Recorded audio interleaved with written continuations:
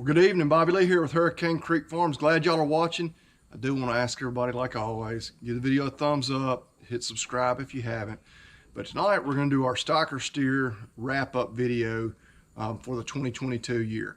It's obviously not the end of the year yet, but we sold our stockers close to a month ago now. So we're going to go through all the numbers like we like to do each year. A little different video than our typical. So if you're more interested in seeing some action, probably want to watch one of our other videos. For the rest of you that want to see if we made any money this year, thank you for watching. Let's dive right into it. So, stocker steers for the year 2022. I'm not going to go into all the backstory and details explaining what stocker cattle are. We've done that in some previous videos. This is actually one of our more popular videos we do each year. I guess we've done one for each of the last 2 years. And I finally, on our channel, created a couple of playlists. So if you do want to go back and watch those and get more of an explanation of exactly what stocker cattle are and that kind of thing, you can go back and do so. But we're going to skip past kind of those details and just dive right into the numbers. So flip the board around here, the big reveal. But I guess speak a little on that. So stocker cattle, we're buying these steers. Bought them right at 590 pounds this year. Might as well say 600 pounds. That's right about where we like to buy them. We did all our calculations on a per head basis. So we bought these March 28th, paid $972 per head. More than we've ever paid, but the markets have been up, not nearly as inflated as a lot of other things in our daily lives. But cattle prices have been a little better over the last several months. So we did pay a little more than we had been in the past. So how much money did we spend on them? Pretty much within the first 24 to maybe 48 hours after we got them off the trailer on our farm, which I will go back and say that includes the hauling. We go through an order buyer, have them shipped to us. That includes all of that, and that price right there per head. Spent basically $50 on what we just classify as veterinary care. Our vaccines, our implant, we Ralgro all of them. Some of them were bulls, so we had to band, which you just got $1 or $2 in a band there. We give them a metaphylactic dose of antibiotic there, deworming them.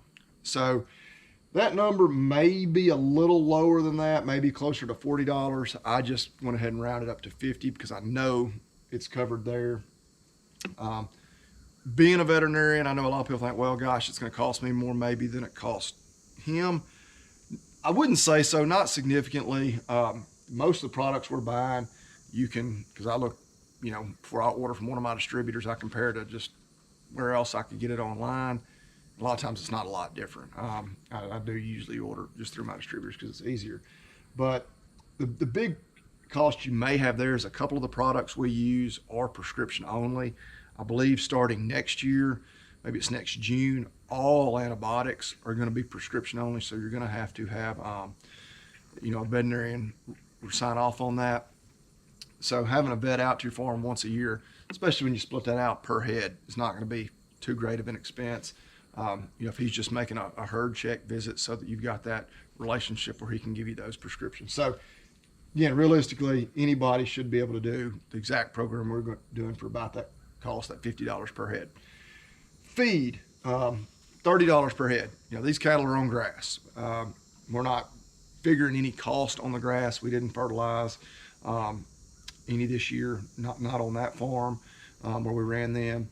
That's basically just that little bit of feed. We take them a couple of buckets every day, what we call our come here feed, or just keep them coming to the feed bunks where when we need to get up one that's sick to treat it, or of course at the end of the year when we need to get them up to catch them, which of course you can go back and watch that video and see the trouble we ran into a little bit there for some reasons that were out of our control. But when you broke it down per head, we only spent about $30 there. Could have put feed and mineral together. I broke them down separately, about $20 a head on mineral. We feed a very expensive mineral, a very good mineral. I think I said it in last year's video, and I'm going to feed that mineral again this next year. We think they do better with it.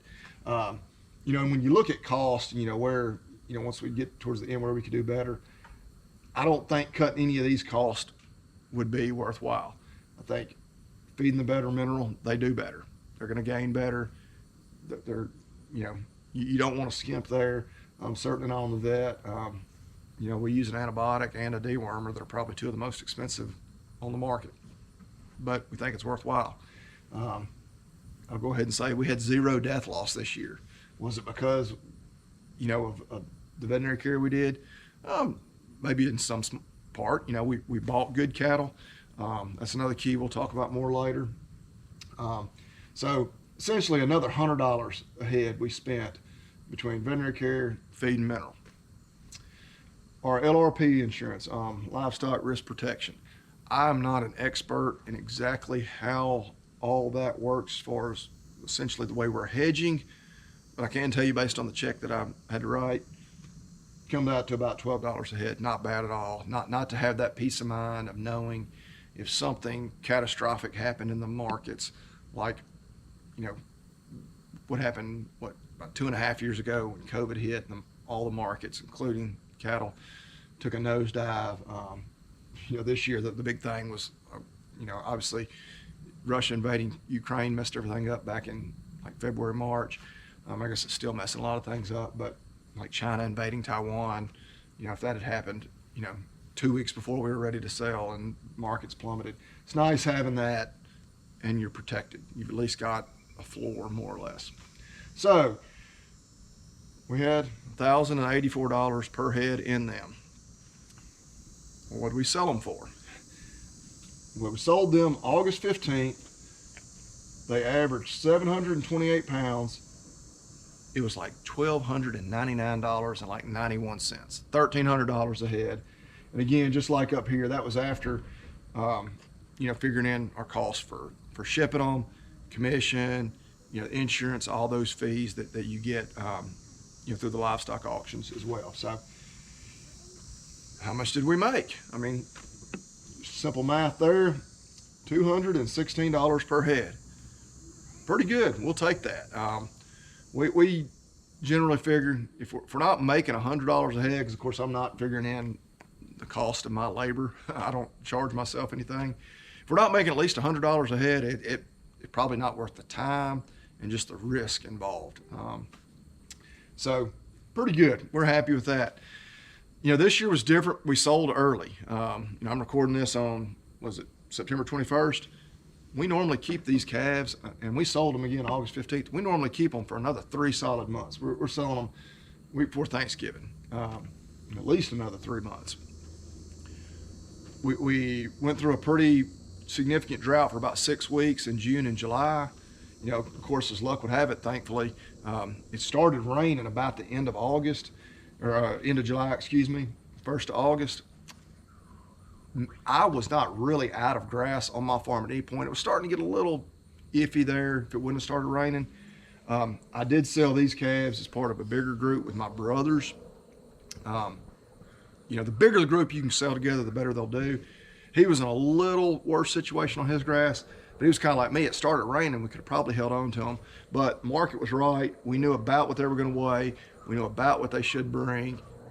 And I mean, doing some rough math there, we knew we were going to make a little money, or at least stood to do so. So went ahead and made the decision to sell them. Two, again, if you watch my other videos, and it doesn't really have anything to do with the stockers, but that's allowed us to move some cows to that farm to graze for the next couple of months. It's allowing us to stockpile some grass here at home, which we're recording out here on the back patio. Because I'll show you here in a minute. I got some steaks I'm about to throw on the grill. It's a weeknight. Dad's got to cook supper some nights. But anyway, so yeah, and I was going through things with my brother earlier today. And I'm like, man, when I look at where we could have done better, just if I look at, what the market, the futures are for if we had waited and sold in November, and till you'll see here that they gained 138 pounds, 590 to 728. We had them for 140 days. They gained a pound per day. Pretty typical of what we get just on grass like that. Basically, we could have kept them another 100 days if we had sold them like we normally would. So they would have weighed another 100 pounds. And even if, of course, may not have brought quite as much per pound, at that higher weight, But even if you back down a good bit, we could have made a good bit more money, potentially, but there's more risk involved. We had 0 death loss this year. So obviously if we keep them for another 100 days, you do run a little more risk of potentially some death loss. Something, could happen. I mean, they could just fall in a hole and break their neck, even if they don't get sick. They can somehow or sometimes find ways to get in trouble and have issues like that. And when you kind of look at, all right, where did we do good? What allowed us to get to this number? Well, one was 0 death loss. Like I said earlier, I don't ever plan on trying to pinch pennies and save money here necessarily. We want to use good drugs, good vaccine, good mineral. The feed, we could have poured a little more feed to them, especially closer to time, and gotten them to gain maybe a little more weight, but you run up some costs there. We get feed bulk for a pretty good price. It probably would have penciled out, but we want to sell them as basically green grass yearlings. Could have done better. That $728 is what they averaged per head. We sold 58 total head. 50 of them averaged $741. 8 of them they sorted off because they were so much smaller, and you could do the math. I don't have the exact ticket here, how much lighter those were, but they were like significantly lighter, 100 pounds lighter. If you could somehow figure out how to buy only those really better performing cattle, just have a better eye for it. Yeah, I mean, obviously, because when you do the math on those 8 head, we didn't make much money on them at all. You're probably happy if you break even. You're making significantly more money than that on those 50 that are just that much heavier. So that's always something. This year we did buy, essentially all of ours through an order buyer. Didn't go and buy any on our own, which we found that, those buyers that are in a sale barn multiple times a week, naturally they're better at picking out better cattle. So that was kind of what we did for this year. We're not upset at that number at all. For next year, the biggest change we'll try to make is just making that sometime in November.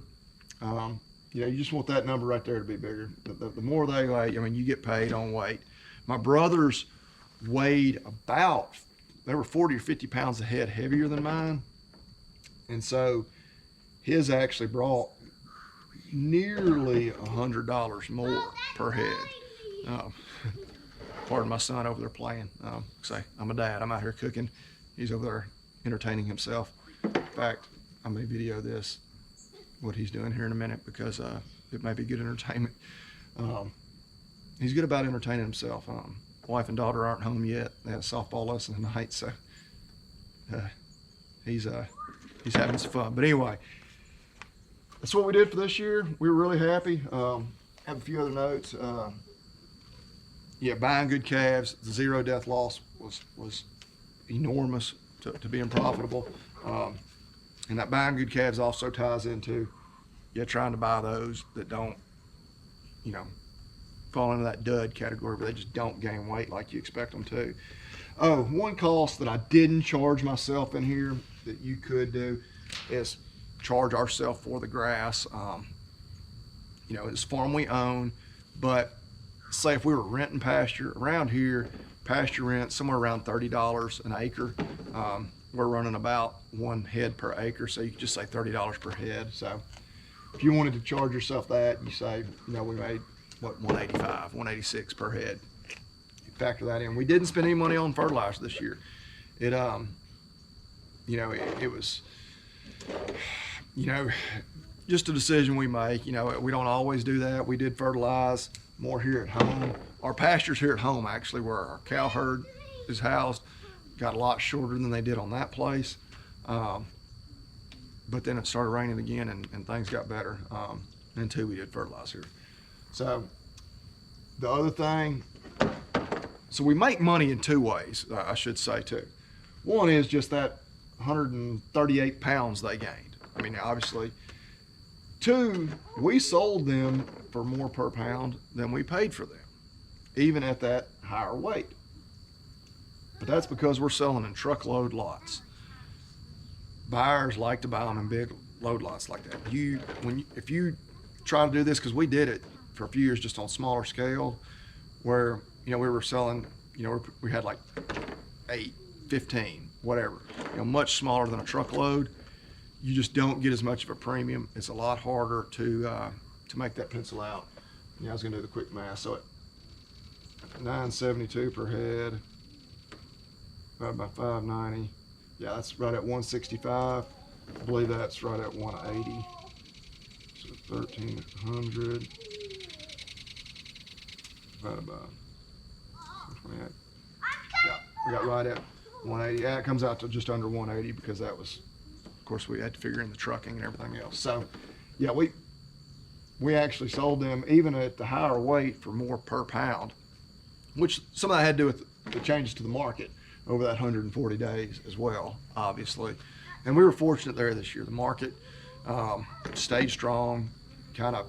We didn't have any of those black swan events, thank goodness, which is where that becomes so important with that insurance. But so our breakdown for this year, again, different video than our typical one.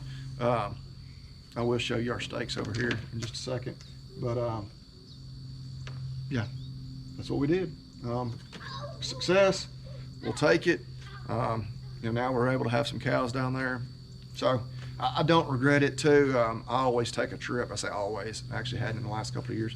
I'd like to take a trip end of October, first part of November. We go to Montana, Wyoming, somewhere with some buddies, deer hunting. And so it's always a little bit nerve-wracking knowing that we're about to sell these calves like 2 weeks after I get home. And I've got somebody else watching them, but I'm wanting to, usually we're feeding them a little more at that time, trying to be sure we've got them really trained to come into catch pen. And so it's always, it'll be a little less burden on me this year when we make that trip, that I don't have to worry about, coming back home and having somebody else watching them while I'm gone and then getting them ready to be sold. So here's what Willis is doing, which I'm really not entirely sure what it is he's doing. He was trying to sled down the hill a minute ago. Hey buddy, come here. I'm gonna show him the steaks. Egg is starting to get heated up. Oh yeah. Got a couple of T-bones. Get off there, fly. Because, yeah, why wouldn't we? And I really didn't plan that. I didn't even know I was going to film this tonight. And just, hey, we eat beef more nights than not. So worked out that we are literally about to throw the T-bones on the grill. Enjoy those. Hey, Willis, come here. What are these right here? Steaks. Is that beef? Beefy. So what do we say at the end of the video? Eat beef and God bless. That's right. Eat beef and God bless. Y'all have a good one. We'll be back with more of our action videos, obviously, just here in a few days. But thank y'all for watching. Y'all have a good one.